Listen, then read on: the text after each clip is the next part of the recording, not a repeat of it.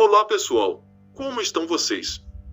No vídeo de hoje vamos falar de uma das bestas mitológicas mais fantásticas que está presente em quase todas as culturas e mitologias do mundo. Os dragões são seres simplesmente incríveis que mexem com a nossa imaginação, principalmente quando estão relacionados a uma história ou a um filme que gostamos. Afinal, quem nunca assistiu um filme de um cavaleiro enfrentando um dragão, ou leu algum livro de alguma história antiga onde esses seres são mencionados? E mesmo sendo seres ou animais muito fantasiosos, há quem acredite que em um passado distante, esses seres podem sim ter existido. Mas antes de viajarmos pela história montado nas costas de um dragão, peço que por gentileza deixe o like, se inscreva no nosso canal e nos ajude a crescer. É muito importante a sua colaboração, mas isso está nas suas mãos, caso você queira nos ajudar. Sem mais delongas, bora porque é agora!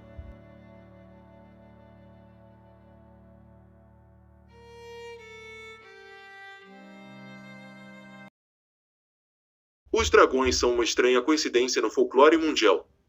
Pois mesmo estando separados por continentes e culturas diferentes, os povos antigos acabaram pensando de forma semelhante, em um enorme réptil voador e falante. A questão que fica é, será que isso é uma pura coincidência, ou uma grande evidência? O argumento mais comum usado pelos especialistas é que os fósseis dos dinossauros podem ser a fonte de inspiração para essas criaturas mitológicas. Pois ao se depararem com esses ossos, os antigos, por não entenderem de que animal se tratava, acabaram nomeando esses répteis como sendo os lendários dragões. Porém, a palavra dragão vem do grego drakon, que significa cobra.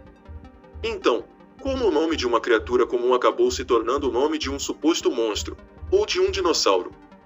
Uma pergunta no mínimo interessante, mas vamos analisar como é descrito os dragões no olhar de vários povos diferentes, com culturas diferentes.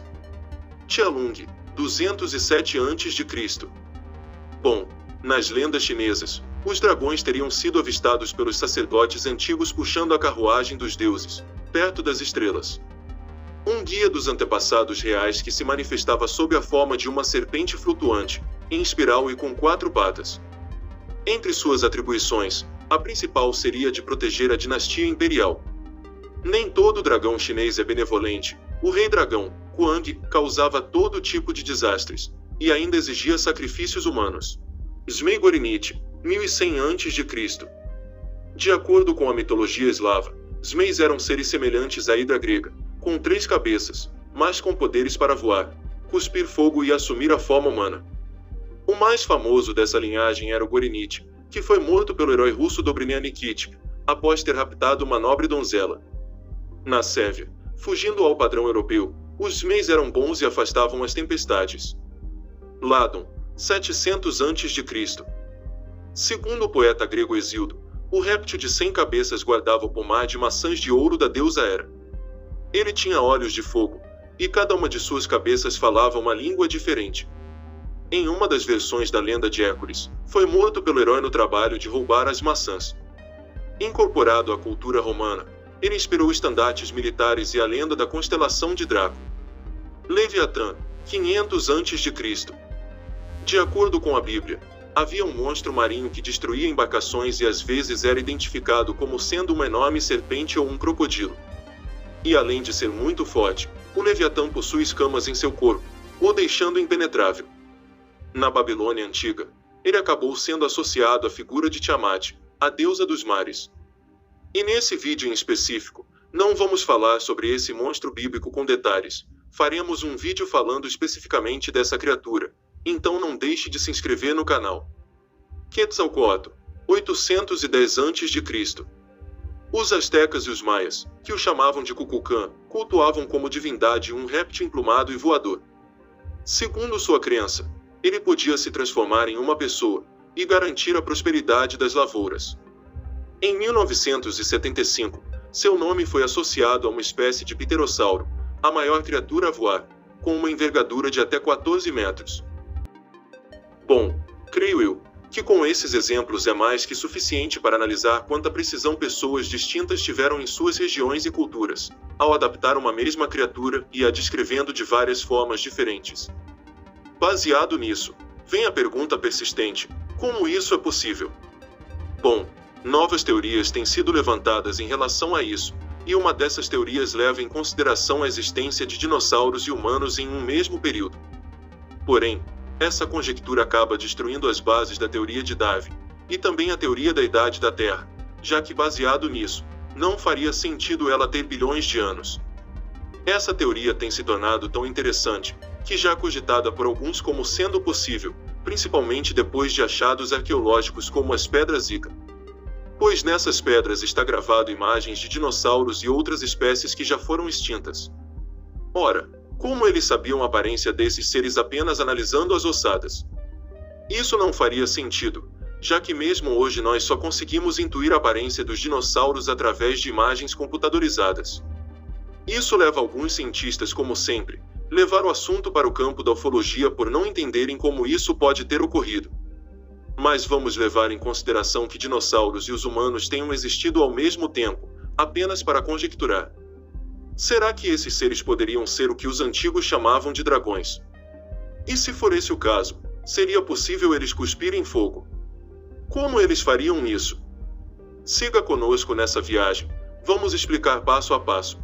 Bom, as mais antigas representações mitológicas de criaturas consideradas como dragões são datadas de aproximadamente 40 mil anos antes de Cristo, em pinturas rupestres de aborígenes pré-históricos na Austrália.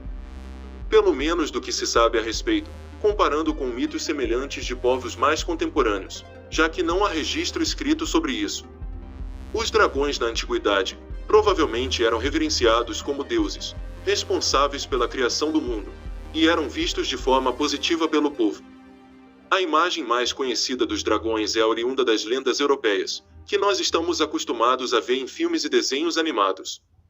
Portanto, iremos pegar os dragões europeus como base.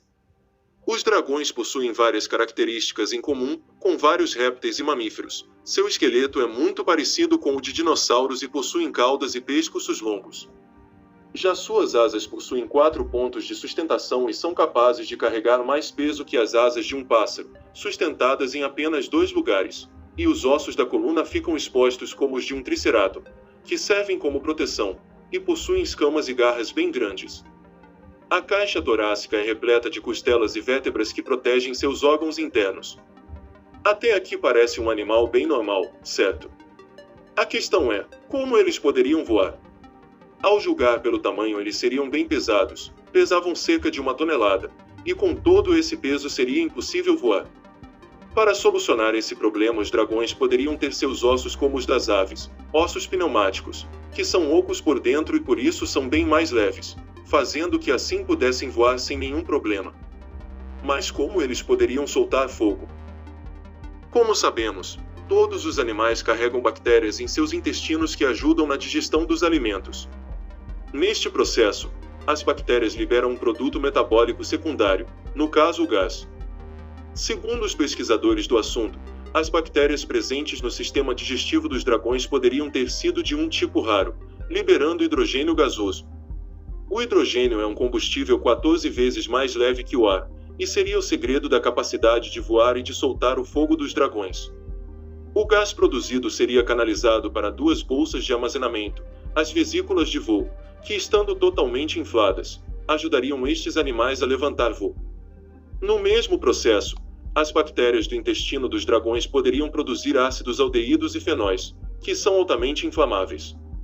Se eles armazenassem essas substâncias em uma vesícula próxima à boca, como as cobras fazem com o veneno, poderiam soltar o hidrogênio gasoso, e em seguida lançar um jato ácido que reagiria com o hidrogênio gerando combustão, fazendo assim que eles pudessem cuspir fogo. Esse estudo foi feito usando como base um inseto africano chamado de besouro bombardeiro. Caso você não saiba, o besouro bombardeiro tem como defesa um jato extremamente quente, para repelir e afastar possíveis predadores. Esse material fica localizado em seu abdômen, em 2 glândulas, que possuem substâncias químicas que explodem quando misturadas, peróxido de hidrogênio e hidroquinona. No entanto, essas substâncias apenas explodem na presença de um catalisador. Mas o que mais impressiona é que quando essa substância química é disparada, ela atinge incríveis 100 graus Celsius, algo no mínimo impressionante. E se você ainda não se convenceu de que isso seria possível, um outro animal pode te deixar ainda mais de cabelo em pé. O camarão-pistola, É um outro animal impressionante que possui uma arma poderosa em uma de suas patas, uma garra que pode ser usada como uma pistola sonica. Quando esse camarão se depara com uma presa ou um predador, ele estala sua garra numa velocidade incrível, e o local do estalo chega a 4,7 mil graus Celsius.